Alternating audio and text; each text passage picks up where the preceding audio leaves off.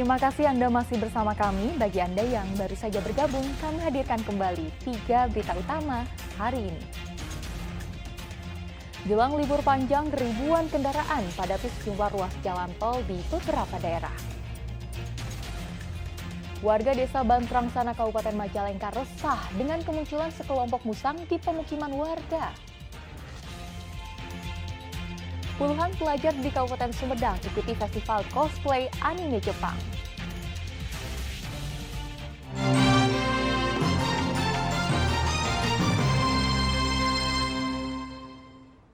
Warga desa Bantrangsana, Kabupaten Majalengka diresahkan dengan kemunculan sekelompok musang di pemukiman warga. Karena khawatir membahayakan anak-anak, warga menangkap 3 ekor musang dengan cara dijebak.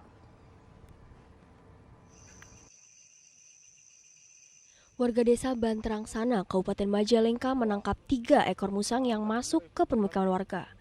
Penangkapan musang dilakukan dengan cara membuat perangkap dari kandang besi, seperti yang dilakukan salah seorang warga pada Rabu malam.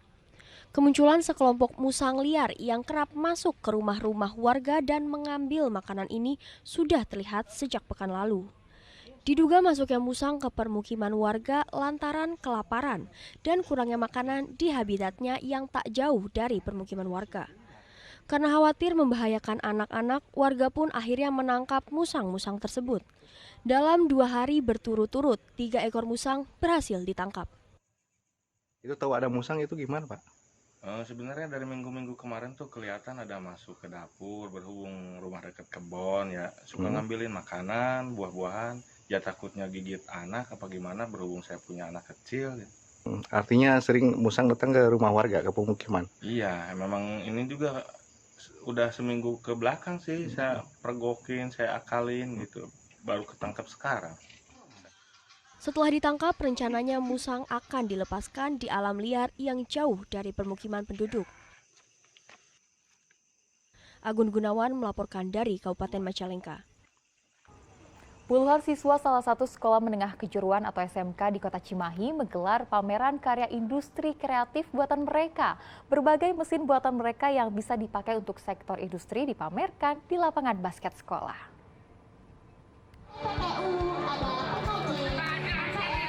Puluhan siswa sekolah menengah kejuruan SMK Teknologi Industri Pembangunan Kota Cimahi ini berkumpul untuk memamerkan karya mereka. Para siswa dari 4 jurusan ini menggelar karya industri kreatif dari hasil ilmu pembelajaran yang mereka dapatkan dari guru atau pembimbing mereka di sekolah. Kegiatan gelar karya produk hasil pembelajaran siswa, baik itu dalam kegiatan P5, penguatan profil pelajar Pancasila yang dikemas dengan kegiatan Kepos juga, di mana kegiatan ini mengundang 28 sekolah SMP selama 2 hari, dan kegiatan ini juga selain kegiatan gelar karya produk P5 menghasilkan produk-produk dari setiap kompetensi keahlian. Terdapat puluhan stand pameran karya unik yang digelar di lapangan basket sekolah. Salah satunya mesin pembuat es krim yang dibuat siswa jurusan teknik pemanasan sistem ruang dan pendinginan. Mereka membuat mesin pembuat es krim bermodalkan barang bekas seperti mesin bor yang digabung dengan beberapa komponen lainnya. Es krim yang dihasilkan pun nyaris tak memiliki perbedaan kualitas dengan yang dibuat dengan mesin es krim skala pabrikan. Sedang siswa jurusan teknik elektronik memperlihatkan keahliannya merancang sensor atau pendeteksi kebakaran. Dengan alat atau rangkaian yang mereka buat, sehingga resiko kebakaran di rumah warga bisa dicegah sejak dini. Begitu sumber api menyala, sensor mendeteksi api dan membunyikan bel secara otomatis untuk memberitahu adanya api ke penghuni rumah. Ada juga produk industri yang menarik, yaitu pendeteksi harga dan robot yang bisa mengangkut barang secara otomatis. Seluruh karya keren dan kreatif ini merupakan inovasi para siswa. Biasanya kalau anak SMA yang jurusan IPA, biasanya tuh bikin es krim ini pakai tangan digoyang-goyang ya kan, diputar-putar. Karena kita ngebuat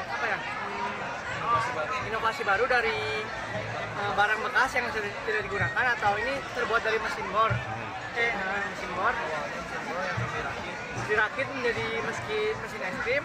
Ini sistemnya dari mesin ini botol kaleng bekas dimasukkan es krim lalu diputar menggunakan mesin bor. Ditunggu hingga sekitar 1-2 jam. Es akan membeku, tapi tidak membeku yang sempurna, masih membutuhkan kulkas untuk lebih bekunya lagi. Kalau ini di sekolah jurusannya apa ini untuk belajar ini? Jurusan EIT, Teknik Elektronika Industri, tapi ada juga eskul Europe-nya, eskul Europe mendalami lah gitu. Saya Europe bisa bikin kayak gini. Ini gimana ini dengan ada pameran ini cukup membantu nggak bagi ada Alhamdulillah, jadi kayak tujuannya apa ini? promosiin aja loh, promosiin jurusan gitu. Mungkin Biar ada siap yang kerja tertarik, juga nanti ya. Oke. Kegiatan ini adalah bukti kesiapan mereka untuk masuk ke pasar kerja atau bahkan menjadi wirausahawan berbekal keahlian yang telah mereka pelajari di sekolah. Para siswa juga berharap hasil karya mereka bisa diproduksi massal dengan bantuan pelaku sektor industri. Muhammad Abbas melaporkan dari Kota Cimahi. Seorang desainer grafis muda asal Kota Bandung jadi bahan perbincangan setelah keluar sebagai pemenang sayembara logo Ibu Kota Negara IKN Nusantara. Desain logo bertema pohon hayat tersebut berhasil mendapatkan lebih dari 500.000 suara dalam pemilihan yang dilakukan secara daring.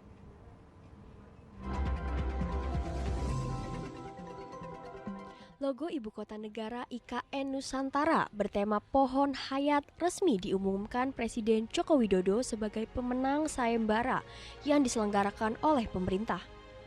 Desain logo tersebut menjadi yang terbaik setelah dipilih oleh lebih dari 500.000 pemilih secara daring. Aulia Akbar, desainer grafis asal Kota Bandung yang menjadi sosok di balik terciptanya logo IKN Nusantara Pohon Hayat. Ia adalah salah satu pendiri sekaligus periset desain konsultan di Pot Branding House, perusahaan di bidang industri kreatif. Sebelum menempuh pendidikan di perguruan tinggi, Aulia Akbar menempuh pendidikan di SMA 25 Negeri Kota Bandung pada tahun 2007 hingga 2010. Akbar kemudian melanjutkan pendidikan dan lulus dari Institut Teknologi Nasional atau ITENAS Bandung. Pria berusia 31 tahun ini juga aktif dalam mengelola Forum Desainer Grafis Muda, BDF atau Bandung Design Friendly dan Asosiasi Desain Grafis Indonesia Chapter Bandung. Perjalanan risetnya tuh yang menemukan si konsepnya gitu. Jadi pas kita pertama riset tentang rumah Indonesia dulu gitu ya, terus kita ketemu ternyata konjungsinya ada dengan perahu gitu ya. Ya bersyukur ya sih karena aku sendiri merasakan dedikasi semua teman-teman yang terlibat di proyek ini teh dari lama banget ya dedikasinya gitu. Mereka sekolah, mereka bikin jurnal, mereka bikin karya gitu. Pada akhirnya bisa diwakilkan gitu effortnya tuh lewat karya bersama ini gitu punya kita gitu. Jadi ya aku sih bersyukur banget ya dan ini merupakan salah satu momen yang historis banget di sejarah desain grafis Indonesia gitu yang harus kita rayakan bersama, enhance terus kualitasnya ke depan gitu ya. Dengan kepilihnya logo ini juga identitas visual ini juga harapannya bisa kita kawal bareng gitu ya, bisa kita sempurnakan bareng gitu karena ini juga buat kita sendiri gitu ya di dalam negeri dan untuk tataran global juga gitu. Menurut Aulia, logo resmi IKN terinspirasi dari penelusuran budaya Indonesia dari Sabang sampai Merauke. Pohon bisa menjadi sebuah penanda atas keberagaman yang dimiliki Indonesia, namun tetap ada satu kesatuan di dalamnya. Logo itu menurutnya merupakan representasi dari falsafah dan ideologi bangsa Indonesia. Muhammad Rizal melaporkan dari Kota Bandung. Puluhan pelajar mengikuti festival cosplay anime Jepang di Gedung Kreatif Center Kabupaten Sumedang. Festival cosplay anime digelar untuk mengisi masa liburan sekolah.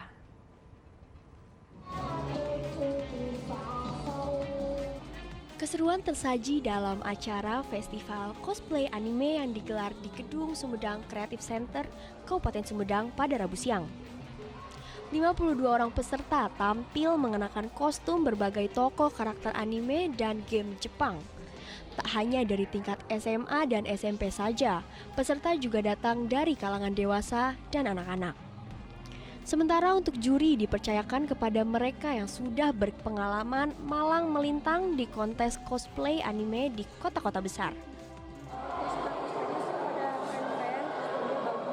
Apalagi kan sekarang lebih ramai dari yang kemarin, tahun-tahun juga ada gitu, sekarang lebih ramai kan juga. Ini yang tadi detailnya apa aja dinilainya? Yang dinilai sih dari karakter animenya sama kostumnya juga, kelengkapan kostum sama make up dinilai. Festival ini digelar oleh komunitas pecinta anime di Sumedang untuk mengisi masa liburan sekolah. Dengan digelarnya festival cosplay ini diharapkan dapat mengasah kreativitas peserta serta menjadi ajang silaturahmi bagi para pecinta anime. Kita fashion show menggunakan kayak kostum anime, game, dan lain sebagainya gitu. Kalau cover itu kita cuman nyanyi menggunakan bahasa Jepang dan menyanyikan dengan liriknya dua gitu. Oh, ini tuh sebenarnya banyak yang ada yang hobi, sebenarnya ada yang suka dan lain sebagainya gitu. Para peserta rela mengeluarkan uang untuk menyewa kostum demi mengikuti ajang tersebut yang jarang digelar di daerah atau kota kecil. Emang sering mengikuti acara seperti ini apa gimana? Baru 3 kali. Udah 3 kali. Terus tadi habis mengikuti acara ini gimana nih pesan-pesannya, kesan-kesannya? Pesannya seru, terus kayak banyak cosplayer yang lucu atau wah banget gitu. Kalau kostum bisa bikin sendiri apa gimana? Kalau kostum yang gini saya rental di Instagram. Melihat tingginya animo peserta serta penonton, festival cosplay anime rencananya akan lebih sering digelar di Kabupaten Sumedang. Agun Gunawan melaporkan dari Kabupaten Sumedang. Informasi tadi mengakhiri jumpa kita hari ini. Atas nama rekan yang bertugas, saya Tia Nisa mengucapkan terima kasih atas kebersamaan Anda. Selamat beraktivitas dan sampai jumpa.